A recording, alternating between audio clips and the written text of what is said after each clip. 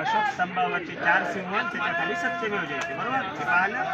तशी ही मराठा साम्राज्याची त्यानंतर संभाजीराजांची वेगळी सीन होती, राजाराम राजांची वेगळी. शौर्याची लढाई त्यांना मानवंदनेसाठी तुम्हाला हा आज मौका मिळाला. आपण होईल आणि त्या मौन श्रद्धांजली नंतर पुढील कार्यक्रम सुरू होईल. त्यानंतर मौन श्रद्धांजली होईल. मौन श्रद्धांजली करता सर्वांनी सावधानमध्ये उभं राहा.